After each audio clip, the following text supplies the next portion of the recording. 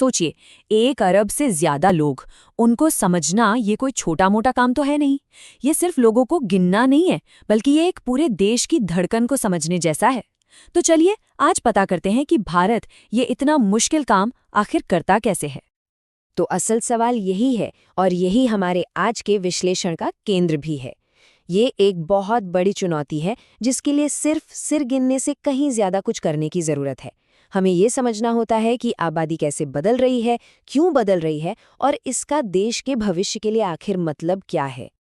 और ये सब कुछ आता है एक साइंस के अंदर जिसे कहते हैं डेमोग्राफी या जनसांख्यिकी। ये सिर्फ लोगों की गिनती नहीं है, ये किसी समाज के स्ट्रक्चर को, उसकी बनावट को समझने का विज्ञान है। जैसे कि कितने युवा हैं, कितने बुजुर्ग, लोग कहाँ रह रहे हैं और वो एक जगह से दूसरी जगह क्यों जा रहे हैं। तो चलिए शुरू करते हैं हमारे पहले हिस्से से। 1 अरब लोगों की गिनती ये सिर्फ एक गिनती नहीं है, समझिए कि ये एक राष्ट्र की कहानी है जो आंकड़ों में सुनाई जा रही है। और इस पूरी कहानी की जो नींव है ना, वो टिकी है वाइटल स्टैटिस्टिक्स पर। मतलब ये वो जरूरी आंकड़े हैं जो हमें आबादी में होने वाले बदलावों को समझने में मदद करते हैं। हर जन्म, हर मृत्यु, हर शादी और लोगों का आना जाना। तो सवाल ये है कि ये जरूरी डेटा आता कहाँ से है? पूरी दुनिया में इसे इकट्ठा करने के लिए 2 सबसे बड़े टूल्स इस्तेमाल होते हैं। ये किसी भी देश के लिए अपनी आबादी को समझने की बुनियाद हैं। ये 2 मेन सिस्टम हैं। एक है जनसंख्या जनगणना और दूसरा नागरिक पंजीकरण प्रणाली। अब इसे ऐसे समझिए, जनगणना जो है वो हर 10 साल में पूरे देश की एक फोटो खींचने जैसा है, एक स्नैपशॉट जो उस एक पल में सब कुछ कैद कर लेता है। वहीं दूसरी तरफ नागरिक पंजीकरण प्रणाली एक वीडियो कैमरे की तरह है जो 24 के साथ चल रहा है और जन्म मृत्यु जैसी हर घटना को लगातार रिकॉर्ड कर रहा है। तो ये जो जनगणना होती है, इससे हमें एक बहुत ही डिटेल्ड तस्वीर मिलती है। ये सिर्फ ये नहीं गिनती कि कितने लोग हैं, बल्कि ये भी बताती है कि उनकी उम्र क्या है, वो पुरुष है या महिला, उनकी पढ़ाई लिखाई का स्तर क्या है और वो पैदा कहाँ हुए थे। किसी भी देश के लिए भविष्य की योजना बनाने के लिए ये एक तरह से बुनियाद का काम करती है। लेकिन जो चीज़ें कागज़ पर अच्छी लगती हैं वो असल दुनिया में हमेशा काम करें, ये ज़रूरी तो नहीं। और यहीं हमारी कहानी में एक ट्विस्ट आता है, गुम हुए डेटा की समस्या। और ये समस्या कितनी बड़ी है वो इस कोड से साफ पता चलता है।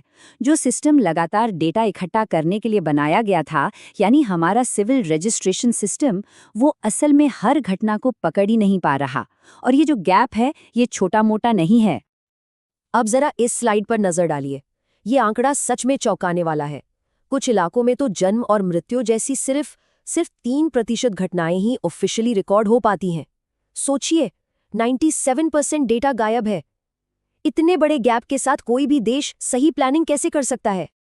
तो फिर सवाल वही है कि अगर आपके मेन डेटा कलेक्शन सिस्टम ही अधूरे हैं, तो फिर देश अपने लोगों के लिए योजनाएं कैसे बनाएगा? ये भरोसेमंद जानकारी आएगी कहाँ से? और देखिए, यहीं पर भारत की इंजेन्युइटी, उसका इनोवेशन सामने आता है। गुम डेटा की इस चुनौती से निपटने के लिए कुछ बहुत ही स्मार्ट सिस्टम्स बनाए गए। इस सॉल्यूशन का नाम है सैंपल रजिस्ट्रेशन सिस्टम या SRS। ये स्टैटिस्टिकल सैंपलिंग के प्रिंसिपल पर काम करता है। अब इसको ऐसे समझिए, मान लीजिए आपको एक बहुत बड़ी झील में मछलियों की गिनती करनी है। क्या आप एक एक मछली पकड़ेंगे? नहीं ना। आप झील के कुछ हिस्सों से पानी का सैंपल लेंगे, उसमें मछलियां गिनेंगे और फिर पूरी झील का अंदाजा लगा लेंगे। SRS भी बिल्कुल यही करता है, बस लोगों के साथ। ये स्लाइड इस प्रोसेस को बहुत अच्छे से समझाती है। ये असल में एक डबल चेक सिस्टम है। पहले एक लोकल आदमी या औरत गांव में होने वाले हर जन्म और मृत्यु को लगातार रिकॉर्ड करता रहता है। फिर हर 6 महीने में एक सुपरवाइजर बाहर से आता है और वही जानकारी दोबारा इकट्ठा करता है। और आखिर में दोनों लिस्ट को मिलाया जाता है। अगर कोई भी फर्क होता है तो उसकी फील्ड में जाकर जांच की जाती है। इससे जो डेटा मिलता है वो कमाल का एक्यूरेट होता है। और हाँ, ये कोई छोटा मोटा ऑपरेशन नहीं है। SRS पूरे देश में 6000 से ज़्यादा सैंपल यूनिट्स को कवर करता है। इसमें गांव भी हैं, शहर भी हैं और ये लाखों लोगों को रिप्रेजेंट करते हैं। ये स्टैटिस्टिक्स की ताकत का एक ज़बरदस्त उदाहरण है कि कैसे एक छोटे से सैंपल से पूरे देश की इतनी साफ तस्वीर मिल जाती है। ठीक है, तो एसआरएस ने ये तो बता दिया कि कितने लोग मर रहे हैं, लेकिन ये नहीं बताया कि क्यों मर रहे हैं। और ये जानकारी, मतलब मौत का कारण जानना, पब्लिक हेल्थ प्लानिंग के लिए सबसे ज़रूरी है, खास तौर पर उन ग्रामीण इलाकों में जहां ज़्यादातर डॉक्टर हैं ही नहीं। तो इसका भी एक सोल्यूशन निकाला गया, survey of causes of death. ये एक और बहुत यूनिक सिस्टम है। इसमें ट्रेन्ड हेल्थ वर्कर्स मृतक के परिवार वालों से बात करते हैं, उनके सिम्टम्स पूछते हैं और उसके आधार पर मौत का एक प्रोबेबल कॉज तय करते हैं। इसी को ले डायग्नोसिस रिपोर्टिंग कहते हैं। ये उन जगहों पर बहुत ज़रूरी जानकारी देता है जहां डॉक्टर नहीं पहुंच पाते। और जिन केसेस में डॉक्टर मौजूद होता है, वहां फोकस होता है अंडरलाइंग कॉज ऑफ डेथ पर। इसका मतलब सिर्फ ये नहीं कि मौत किस चीज से हुई, बल्कि ये समझना कि वो कौन सी बीमारियों की चेन थी जिसकी वजह से आखिरकार मौत हुई। और ये टेबल बहुत अच्छे से दिखाती है कि ये कैसे किया जाता है। देखिए, इंटरनेशनल मेडिकल सर्टिफिकेट को 2 हिस्सों में बांटा गया है। पार्ट आई में घटनाओं की सीधी चेन लिखी जाती है, मतलब वो बीमारी जिससे दूसरी हुई और फिर उससे मौत। जैसे इस एग्जाम्पल में डायबिटीज से गैंग्रीन हुआ और गैंग्रीन से टॉक्सीमिया, जिससे मौत हुई। और पार्ट 2 में वो दूसरी बीमारियां लिखी जाती हैं जिनका असर तो था, पर वो मौत का सीधा कारण नहीं थी।